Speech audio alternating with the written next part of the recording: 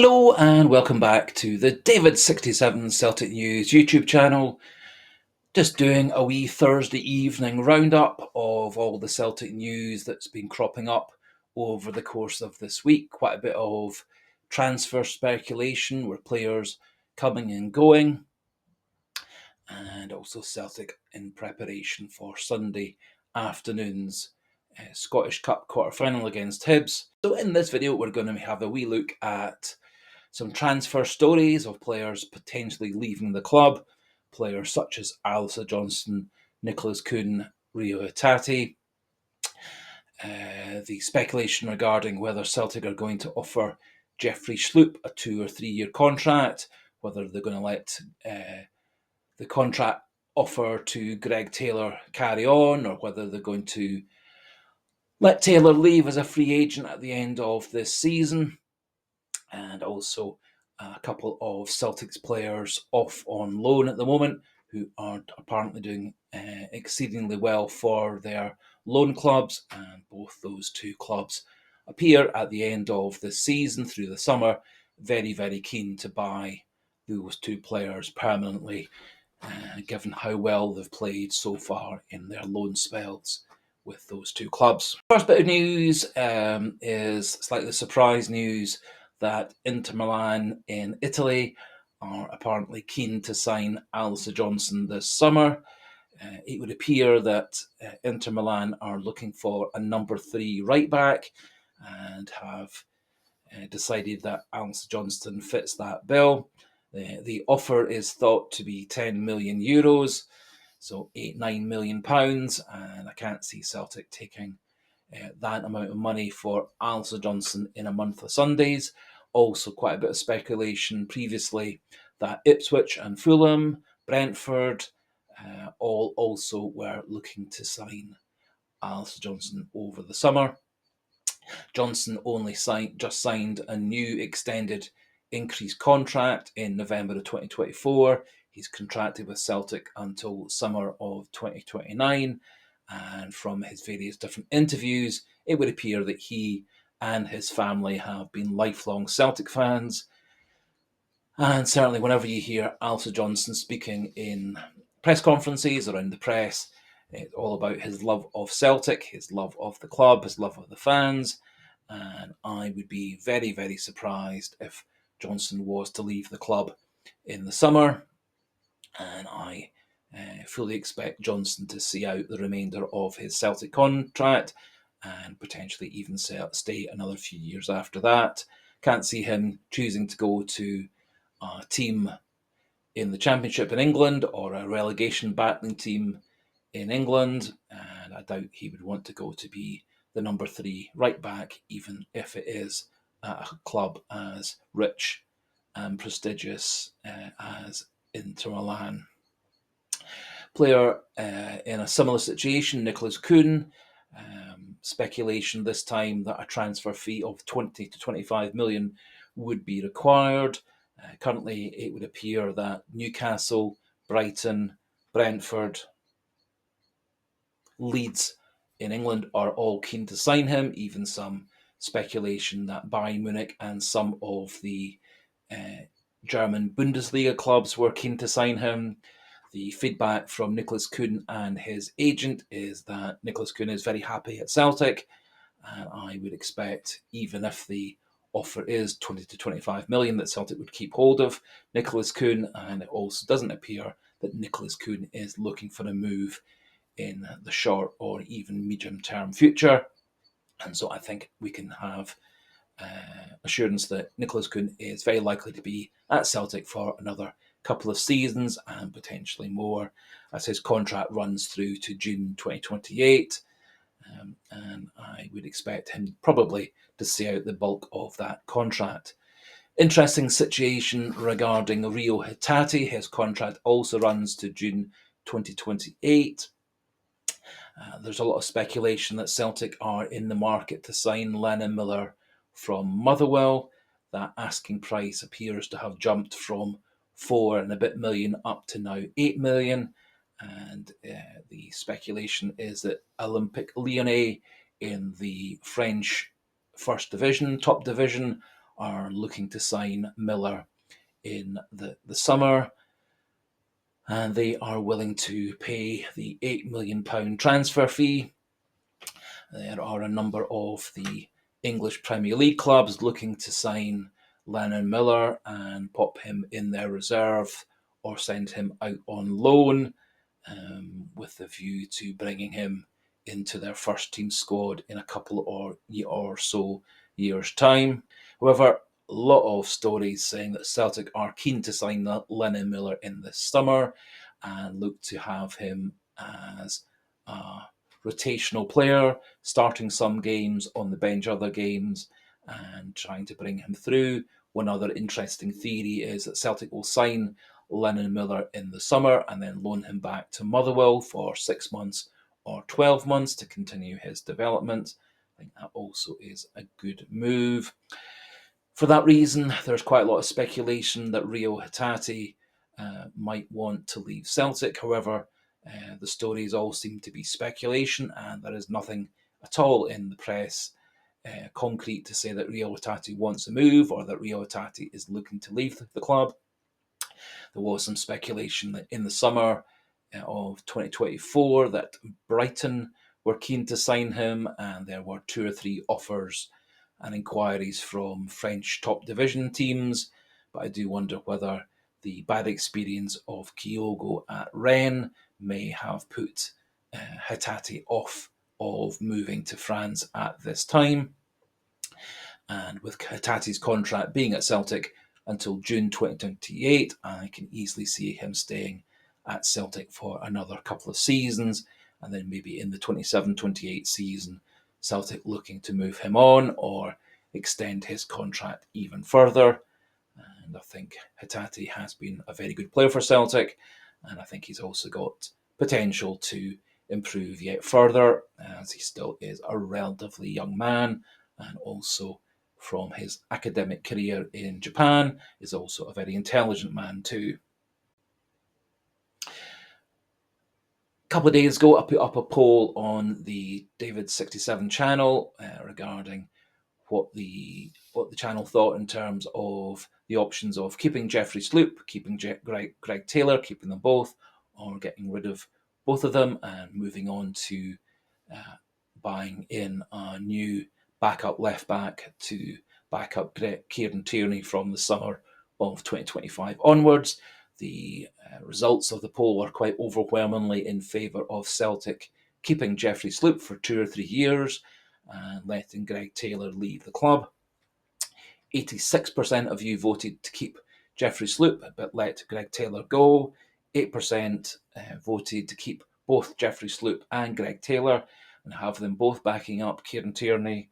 4% said to give Greg Taylor a bigger contract and keep him at the club but let Jeffrey Schlupp leave when his loan deal expires.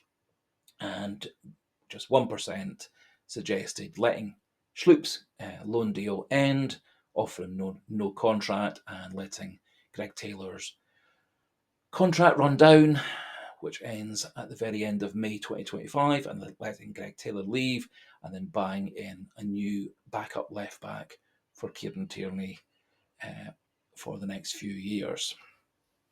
Personally, I would be very happy for Celtic to sign Jeffrey Schlupp. I think he's proven himself to be a better left back than Greg Taylor. He's able to defend better than Greg Taylor. He's got more pace than Greg Taylor, more height than Greg Taylor, better in the air than Greg Taylor, has better recovery pace and positioning in that defensive role. However, he's also just as able to get into midfield, get into the final third, scored his first Celtic goal just a couple of days ago against St Mirren, and he also had 1 assist, setting up the final goal for Yang with his cross from the byline.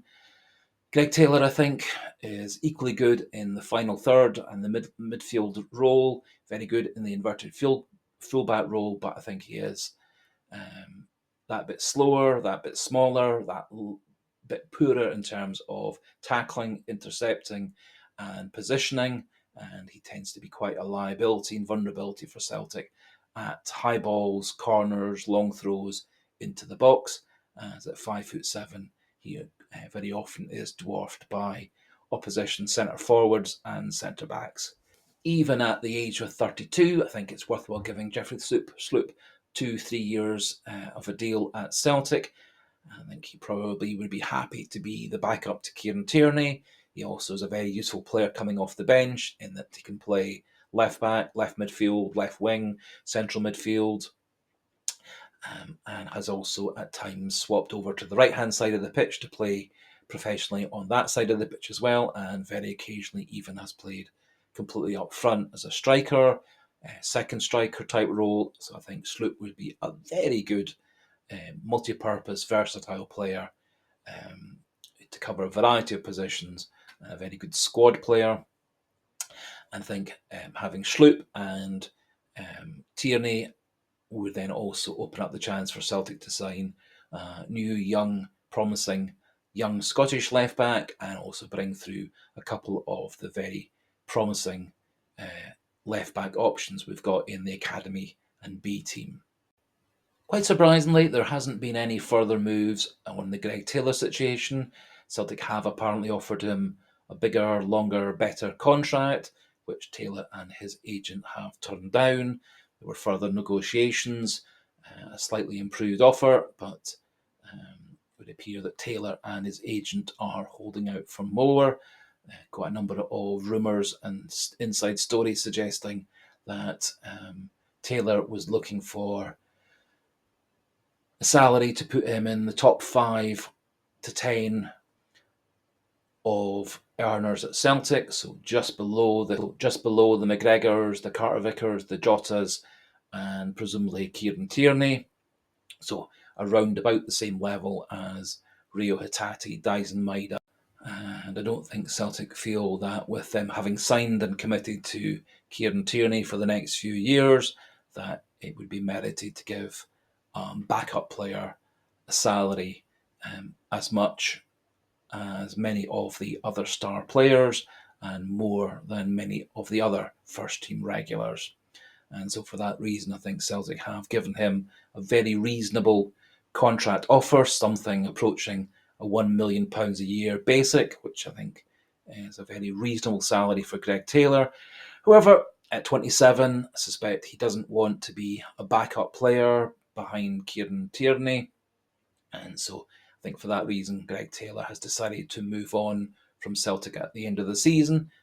He's given Celtic a lot of good years. He's been a very good player for Celtic on and off the pitch. Has been found out a wee bit, I think, at the highest level in Europe. And for that reason, I think it would be good for Taylor's career for him to move on to another team.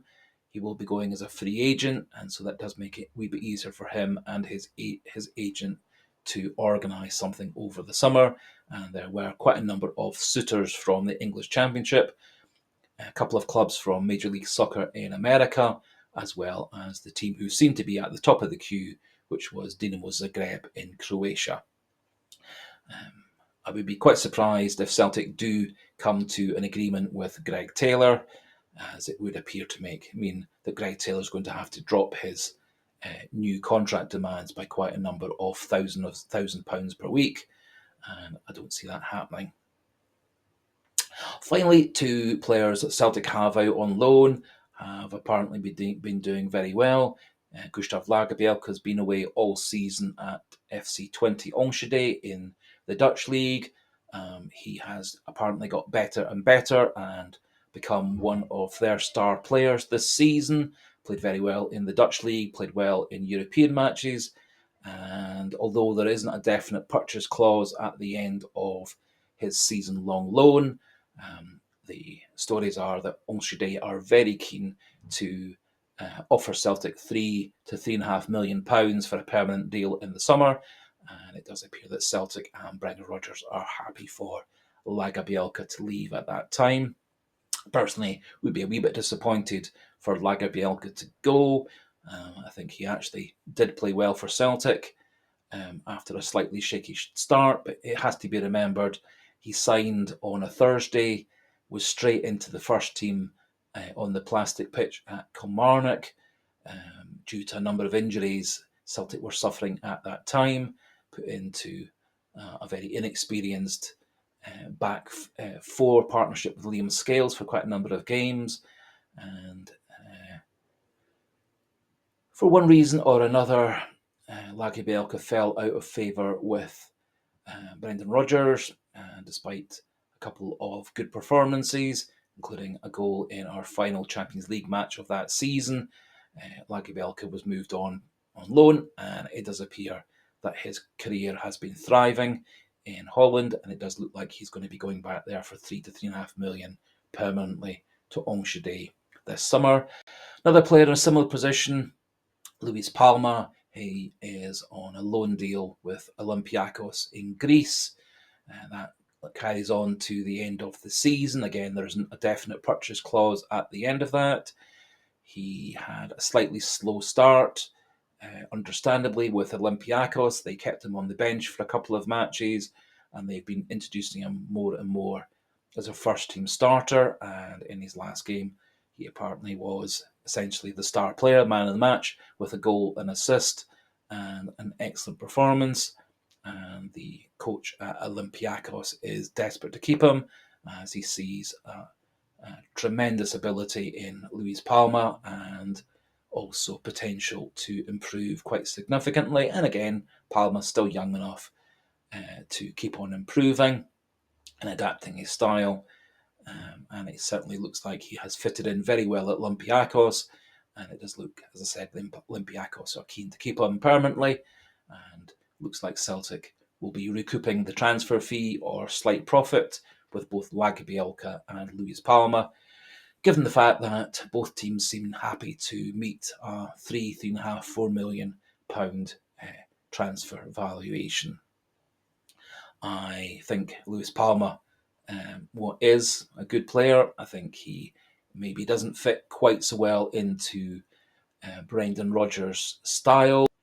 I'll be quite sad to see both Lagerbielke and Luis Palma leave Celtic, but I'm pretty sure that their career is going to thrive more and more once they leave Celtic, and I think in the long term we will regret letting them both leave for relatively small fees.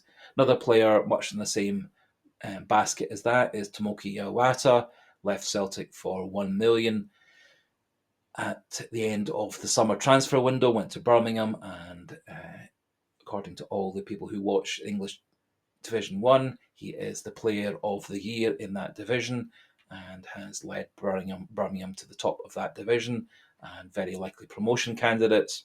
And again, I think we were a wee bit silly to let him go for £1 million. I think he was a very versatile player, very high quality player. He had a lot of experience in Japanese football, did have some international experience as well for Japan. And so, again, I think we were a bit silly letting him leave for so little when he could have been a very useful player, particularly as a player on the bench for us, given the fact he covered so many different positions and was able to play those positions well. Looking at all the Celtic news sites and football sites, there don't appear to be any new injuries at Celtic. There is a small possibility that James Forrest will be in the matchday squad as a player coming off the bench for the game against Hibs on Sunday. But it otherwise looks like Celtic will have a full squad, apart from Paulo Bernardo, who is, of course, a long-term casualty, out likely for another 3 or 4 weeks. We'll be doing a preview of the Celtic Hibs Cup match either on Friday or Saturday.